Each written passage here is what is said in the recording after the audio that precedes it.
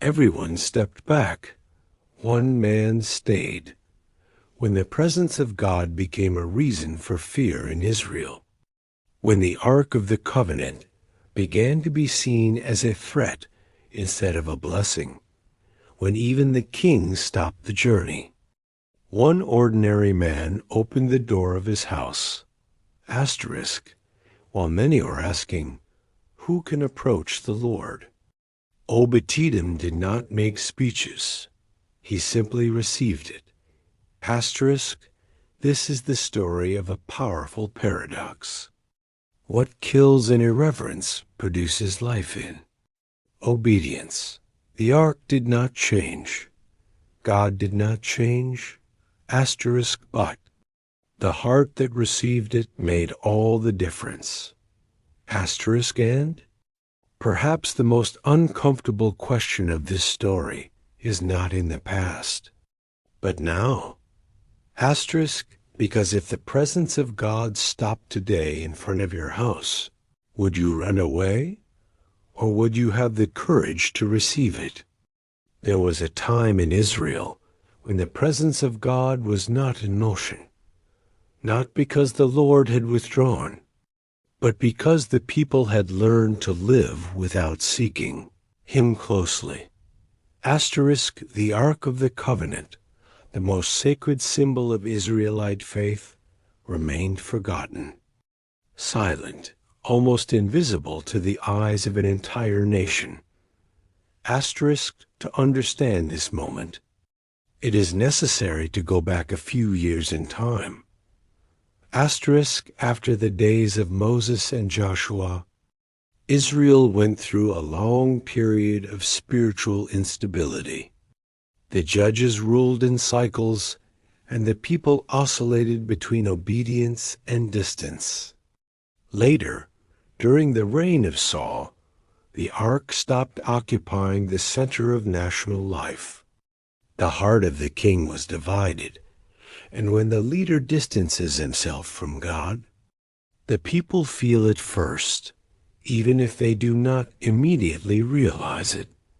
Asterisk, the ark, which once accompanied the people in the desert, which crossed the Jordan, which had been present in decisive moments of Israel's history, now remained still, silent, motionless dot, almost forgotten.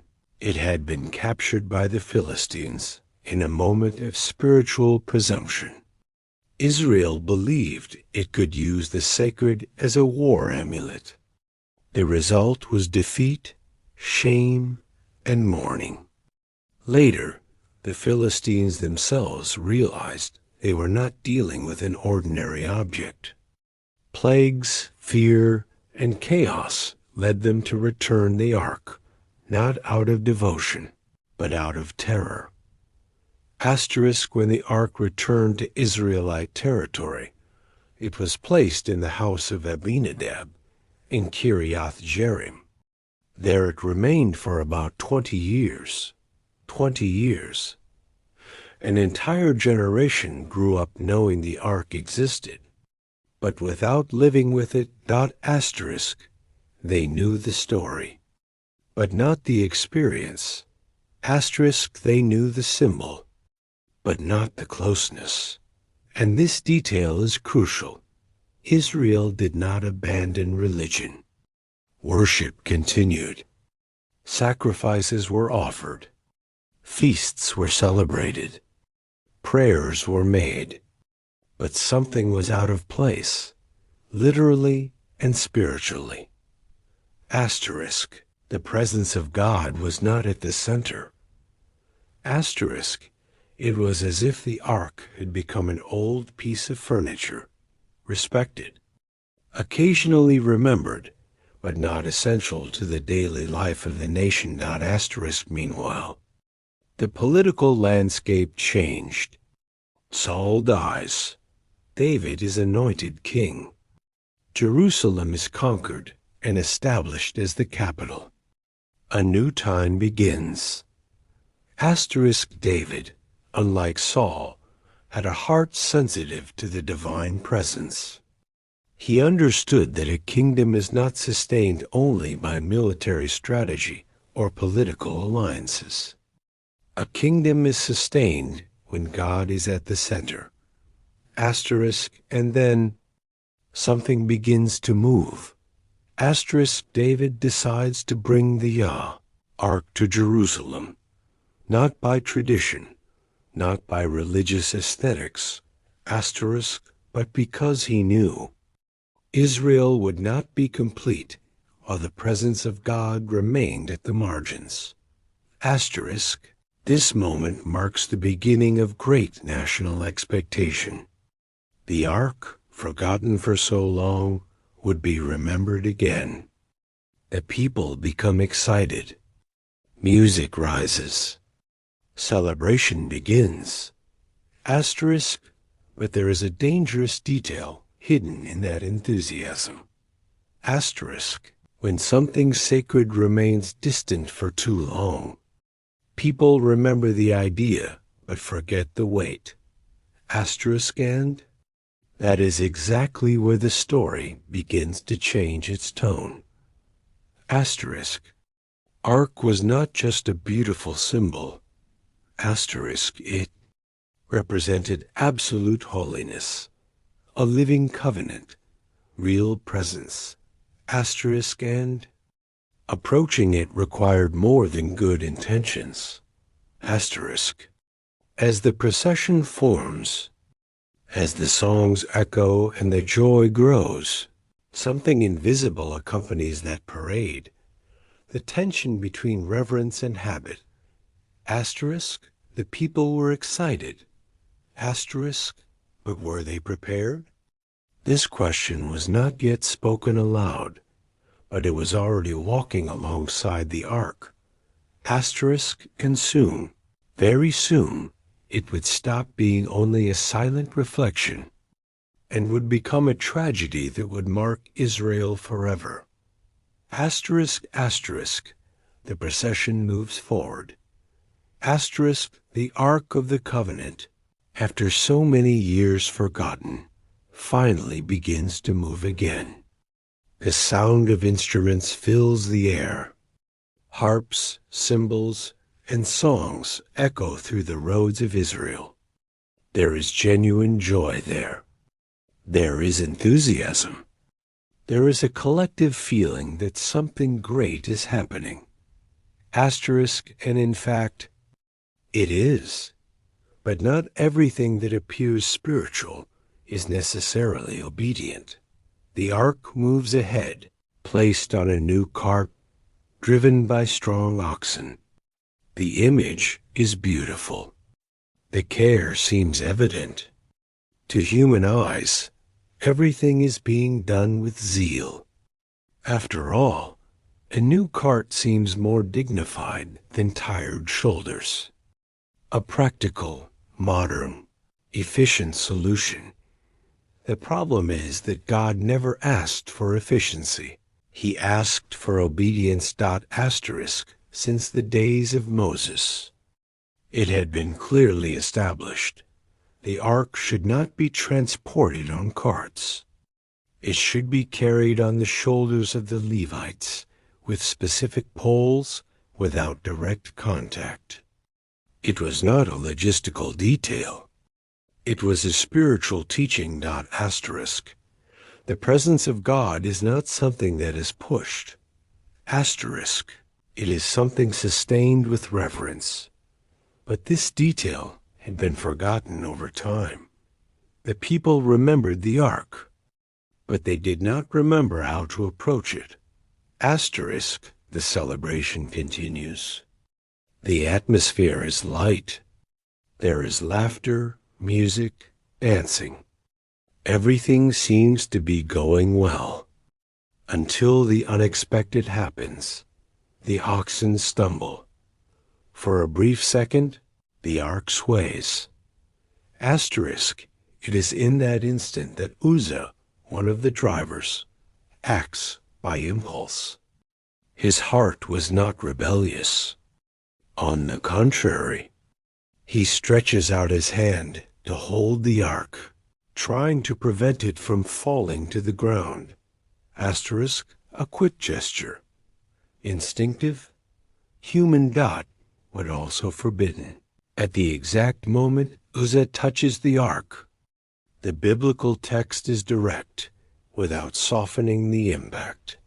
The anger of the Lord burns, and Uzzah falls dead right there. Before everyone, the sound of the music stops. Silence takes the place of celebration. Asterisk, where there had been joy. Now there is shock. Where there had been dancing, now there are motionless bodies. The path that seemed to lead to glory turns into a scene of death. Asterisk, the ark remains there, untouched, silent, imposing. The people do not understand. The question echoes in everyone's eyes. Asterisk, how can something so sacred be so dangerous? Asterisk, it is important to notice, Uzzah does not die because of wickedness, but because of irreverence. Not because of contempt, but because of excessive familiarity. He grew up near the ark. He lived with it for years in his father's house. The sacred for him had become common. Asterisk, and this is one of the greatest spiritual tensions in biblical history.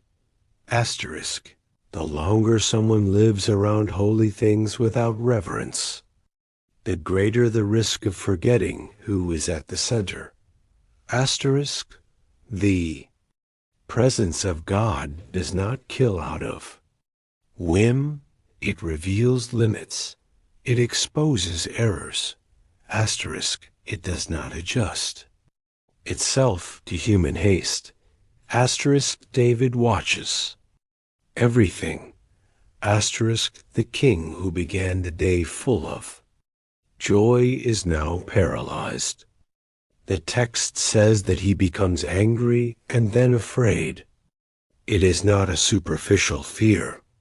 It is a deep existential fear. Asterisk, David realizes something frightening. He wanted the presence of God, but he had not prepared the path correctly. Asterisk, and then a question begins to form, not spoken in words, but heavy in the heart. Asterisk, who can stand before the Lord? The celebration is over. The procession has been interrupted. Asterisk, the ark remains on the road. Without a destination. Asterisk, the people step back. No one volunteers. No one wants to approach. The most sacred object in Israel now becomes the most feared. And it is in this atmosphere of fear, silence, and uncertainty that the story takes another decisive step. The ark needs to go somewhere, but who would have the courage? The road that once vibrated with music is now motionless. Asterisk, the Ark of the Covenant remains there. In the middle of the road, like a silent reminder of something Israel seemed to have forgotten. The presence of God cannot be carried in just any way. Asterisk, David stands still. Asterisk, the king who faced Goliath without armor now feels a different weight, not the weight of an external enemy, but the weight of divine holiness. The Bible says that he feared the Lord that day. It was not an ordinary fear. It was the kind of fear that dismantles certainties, that exposes human limits, that forces someone to reconsider everything. Asterisk, the question that echoes within him is simple, but devastating. Asterisk, how can I bring the ark of the Lord to me? This question is not logistical. It is spiritual. Asterisk, it reveals something profound. David realizes that the problem was not the stumbling of the oxen. nor the isolated action of Uzzah. The problem was the way the presence of God had been treated from the beginning. The procession does not move forward. No one sings, no one moves. The ark, symbol of the covenant, of God's invisible throne among men, is there without a destination. Jerusalem is near, but inaccessible at that moment. The path was interrupted not by enemies, but by fear. And this detail is essential. Israel was not stopped by external forces. It was confronted by its own irreverence. The people watch from a distance. No one volunteers to continue. No one suggests solutions. The presence that was once desired now causes retreat. Silence takes over the environment. A heavy silence, almost uncomfortable. It is at this moment that the ark becomes even more symbolic. It stands between the field and the city. Between the past and the future. Between desire and fear. David makes an unexpected decision. He does not take the ark to Jerusalem. He interrupts the plan. The king steps back.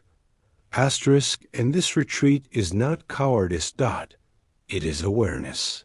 David understands that moving forward without understanding would be repeating the mistake. The presence of God cannot be dragged by the excitement of a moment. It requires alignment, reverence, and preparation. Then a practical and spiritual problem arises. Where should the ark be placed? It cannot remain in the road. It cannot return to where it was. But it also cannot move forward. The ark, once again, has no place. This is one of the most silent and, at the same time, most intense moments in the biblical narrative. There are no speeches. There are no long explanations. Only decisions made under the weight of fear. And it is exactly at this point, when kings step back, when leaders hesitate, when the people watch from afar, that the story changes direction. Because when no one volunteers, someone appears, not with words, not with prominence, but with a simple, silent, and deeply courageous decision. An ordinary man, an ordinary house. Yes, that does not echo in shouts, but transforms destinies. The ark finally finds an open door. When no one volunteers, a biblical story often does something curious. It leaves the palaces and enters ordinary houses. The Ark of the Covenant does not go to Jerusalem. It does not enter the holy city, does not rest in a temple. It goes to the house of a man named Obed-Edom. And this detail carries more, meaning that it seems at first glance. Obed-Edom was not a king. He was not a chief priest. He was not a prophet. He is identified in the scriptures as a Gittite, probably linked to the city of Gath, and at the same time associated with the Levitical lineage. This indicates something important. He lived between cultural and spiritual boundaries. He was not at the center of power. He did not occupy a position of national prominence. He was an ordinary man with an ordinary house, living an apparently ordinary life.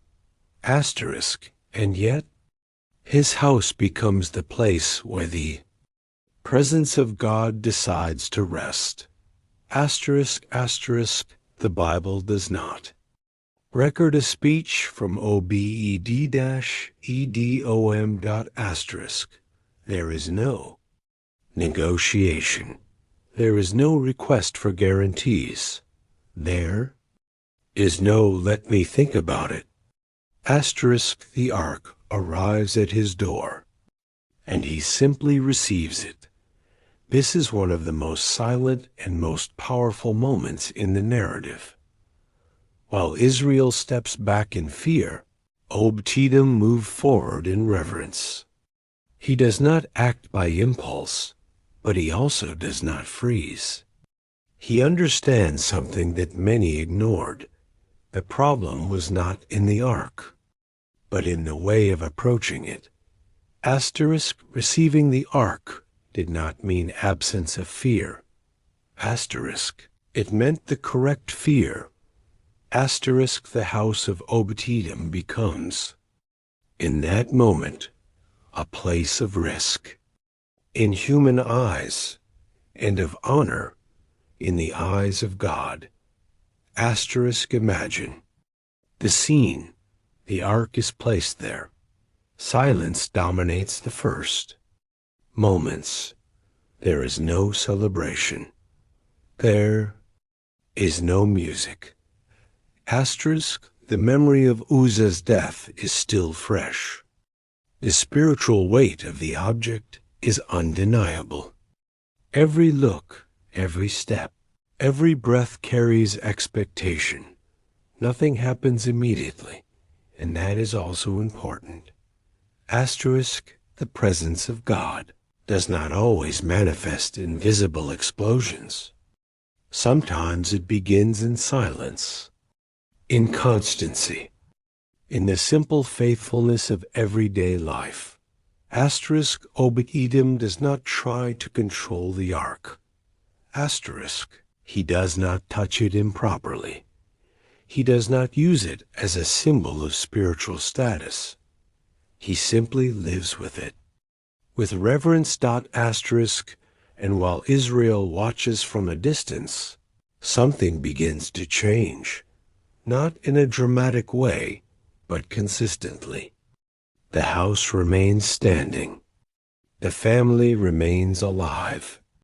The fear does not become reality. The days pass, and a silent question begins to arise among the observers. Asterisk, why has nothing bad happened? What was expected to bring judgment begins to reveal something completely different. But this transformation does not happen in a single day. It is built over time. 3 months of coexistence. 3 months of presence. 3 months that would redefine everything Israel thought it knew about closeness with God. Time begins to pass. And in the biblical narrative, time is never just a chronological detail. It is a revealing instrument. 3 months pass since the Ark of the Covenant entered the house of Obed-Edom. 3 months of living with what all Israel feared. Asterisk, in the first days, there are no records of extraordinary manifestations. No lightning. No voice from heaven. No visible sign of approval or disapproval. Only everyday life. And this is deeply significant. The presence of God begins to reveal itself not in spectacle, but in constancy, in the routine that does not collapse, in the house that remains in peace, in the days that continue without tragedy. Asterisk, Obed-Edom wakes up, works, lives with his family, fulfills his responsibilities, and the ark remains there, silent, still, sacred. Nothing explodes. No one dies. Nothing gets out of control. On the contrary, asterisk as the weeks pass, something begins to be noticed. The Bible is careful in describing this. The Lord blesses the house of Obed-Edom and everything he has. It is not an abstract blessing. It is something noticeable, visible, unquestionable. His house prospers. His work flourishes. His family lives in harmony. The people around begin to notice. Comments appear. Curious looks multiply. The house that should have been avoided becomes observed. And here is a crucial point. The presence of God did not bring chaos. It brought order. What Israel feared as a threat revealed itself as a source of life when received with reverence. The ark was not dangerous in itself. Dangerous was the irreverent approach. These 3 months become a living contrast with the episode of Uzzah. While an improper touch brought immediate death, an obedient coexistence brought continuous life. And this changes everything. Obed-Edom does not become famous for speeches. He is not remembered for military achievements. His name echoes in history for something much deeper. He knew how to host the presence of God without trying to domesticate it. The blessing does not happen because he was perfect.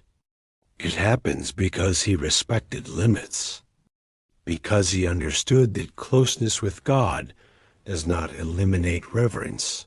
It deepens it. With time, fear begins to lose strength. The silence of the ark turns into testimony. What was once stopped in the road is now generating life in an ordinary house. And inevitably, the news begins to spread. It crosses villages. It reaches the ears of leaders. And finally, it reaches the palace. The king who had stepped back now needs to face a new reality. The ark is not a threat when treated correctly. It is a source of blessing when it finds a willing heart. And this discovery prepares the ground for the next great turning point in the story. The information does not reach David as a rumor. It arrives as a fact. The house of Obed-Edom is being blessed. It is not a subjective impression. It is not popular exaggeration. It is something clear enough to cross roads, overcome distances, and reach the palace. The same king who had interrupted the procession now has to deal with a truth impossible to ignore. The Ark of the Covenant did not destroy that house. It transformed it. This detail touches David at a sensitive point. The fear that had paralyzed him begins to be confronted by understanding.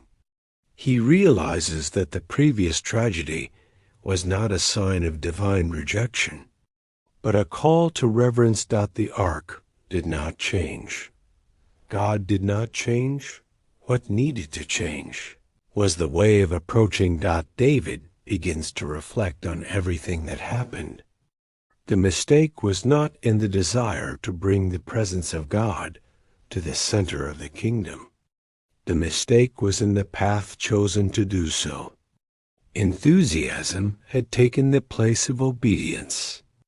Celebration had come before instruction. And now, 3 months later, the answer was clear. Where there was reverence, there was blessing. Where there was a reverent familiarity, there was judgment. David does not react with wounded pride. He does not try to justify his mistakes. On the contrary, the biblical text shows a king willing to learn, a leader who allows the correction of God to realign him. Then he does something different. David consults. David prepares. David corrects. He gathers the Levites. He recalls the instructions given in the days of Moses. He reorganizes the way of transporting the ark. Now there are no new carts. There are no shortcuts. There are no improvisations. The presence of God will be carried in the way God determined, and something changes deeply in the heart of the king. The fear that once pushed him away now becomes active reverence. It is not a fear that paralyzes, but a reverence that guides. David understands that the presence of God should not be avoided. It should be honored. The procession resumes. But this time, every step carries awareness. Every movement is done with attention. Every pause is respected. Sacrifices are offered.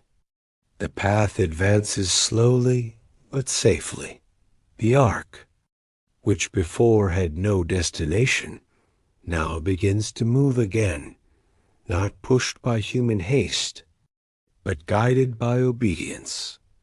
And while Israel celebrates once again, there is something different in the air. It is not only joy, it is alignment, it is restored. Reverence. The house of Obed-Edom remains there as a silent testimony. He does not lose the ark. He releases what he never tried to possess.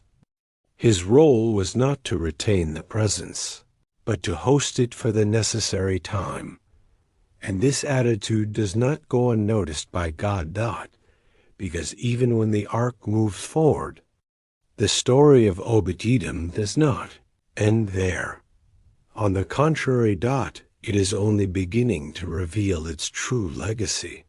When the ark of the covenant leaves the house of Obed-Edom, something could appear, at first glance, to be an ending.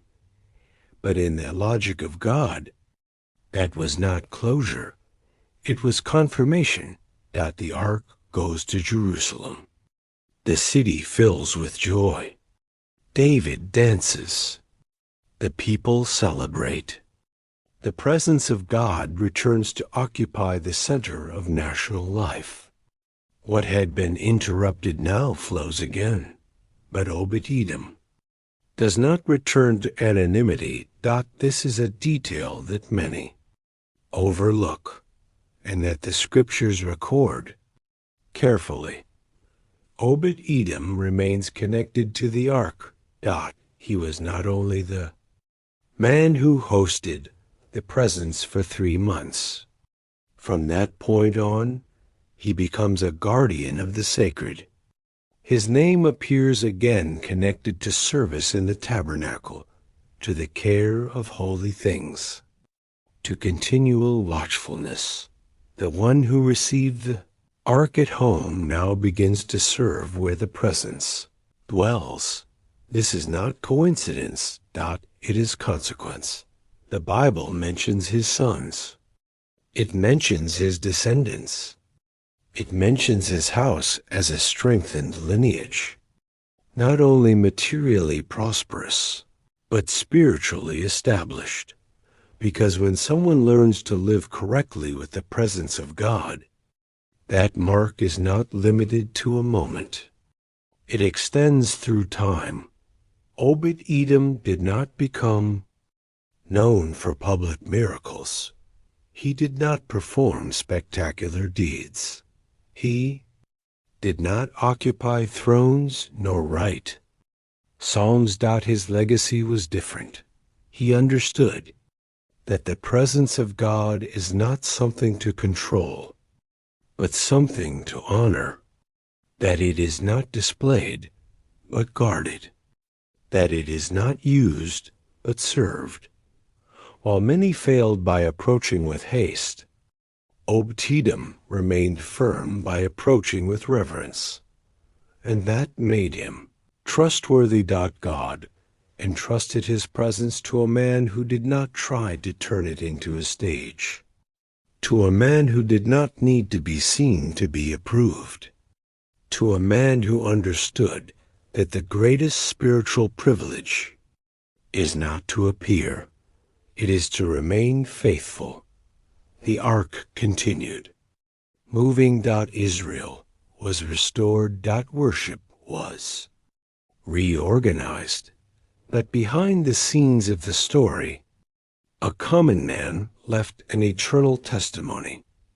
When the presence of God finds a willing heart, it does not destroy, it establishes. Obed-Edom is not remembered as a hero, he is remembered as an example. A silent example. But deeply transforming. The story comes to completion. The path that began with fear ends with restored reverence. The ark that was rejected finds a place. The God who seemed distant reveals that he never stopped being holy. He was only waiting for obedience. And now, with the presence moving again, a question continues to echo, not only for Israel, but for every reader, for every listener, for every attentive heart. The story of the Ark of the Covenant ends in movement. What began with forgetfulness, passed through fear and crossed silence, now finds its place again. Jerusalem does not receive only a sacred object, it receives back the centrality of the presence of God in national life. But the true conclusion of this narrative is not only in the city of David, it is in the path traveled until there. Israel learns, in the hardest way possible, that it is not enough to desire the presence of God. It is necessary to know how to approach it. Holiness does not adapt human haste. Glory does not submit to improvisation. The divine presence cannot be treated as something common. Uzzah represents the danger of familiarity without reverence. David represents the leader who learns through fear, and Obed-Edom represents something even rarer, the willing heart that makes no noise, but sustains the weight of glory. The ark did not kill out of cruelty. It revealed limits. The ark did not bless out of favoritism. It responded to obedience. When God finds irreverence, he interrupts. When he finds proper reverence, he remains. And Obed-Edom never tried to possess the presence. He simply opened space for it to dwell. He did not demand explanations. He did not ask for guarantees. He did not try to control results. He simply trusted that the holy God is also a good God, when honored as such, is why his house was blessed. That is why his name remained. That is why his legacy crossed generations. The ark moved forward, but the mark remained, and the story ends as it began, with a choice. Because, in the end, this was never only a narrative about a sacred object. It was about how ordinary people react when the presence of God approaches. Some step back, some try to touch without preparation, and some simply say yes, without speeches, without stage, without guarantees.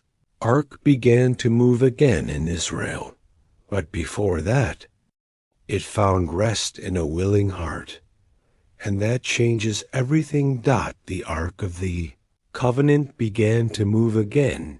Israel was restored, and the story of Obed-Edom remained recorded not because of great deeds, But because of a silent choice, he did not try to explain God. He did not try to control him.